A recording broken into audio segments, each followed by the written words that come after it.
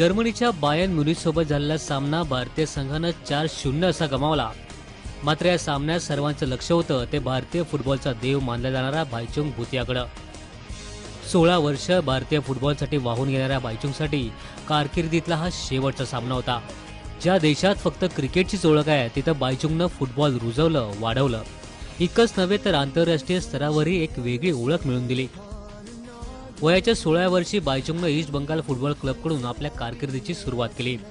त्यानंतर जेसीटी आणि पुन्हा ईस्ट बंगाल अशी बायचुंगची वारी सुरूच होती। 1995 मध्ये बायचुंगनं भारतासाठी पहिला आंतरराष्ट्रीय सामना उझबेकिस्तान विरुद्ध खेळला। पहिल्या सामन्यात गोल नोंदवला। भारताकडून सर्वात लहान वयात गोल करणारा फुटबॉलपटू होण्याचा मानही त्यानं मिळवला।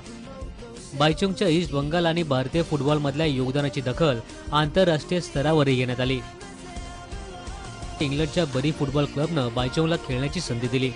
युरोपमध्ये प्रोफेशनल फुटबॉल खेळणारा बायचुंग हा पहिलाच भारतीय फुटबॉलपटू ठरला। आपल्या खेळाच्या जोरावर बायचुंग जितका मैदानावर गाजला तितकाच राजकीय घडामोडीतही गाजला। तिबेटियन स्वतंत्रता आंदोलनाला समर्थन देण्यासाठी बायचुंगनं ऑलिम्पिक टॉर्चवर बहिष्कार टाकला। असं करणारा बायचुंग हा पहिलाच भारतीय खेळाडू ठरला। त्यानंतर बायचुंगवर चौबाजूने टीका सुद्धा झाली।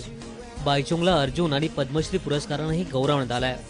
त्याचबरोबर 1995 आणि 2008 मध्ये इंडियन प्लेअर ऑफ द इयरचा पुरस्कारही त्यानं पटकावला।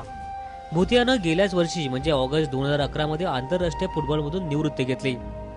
जवाहरलाल नेहरू स्टेडियमवरचा हा सामना त्याचा अखेरचा सामना होता। भारतीय फुटबॉलमध्ये आपलं अमूल्य योगदान देणाऱ्या या महान खेळाडूला स्टार माझाचा सलाम।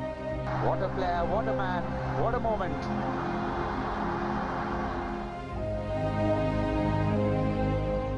विजय शिंदे, स्टार माझा, मुंबई।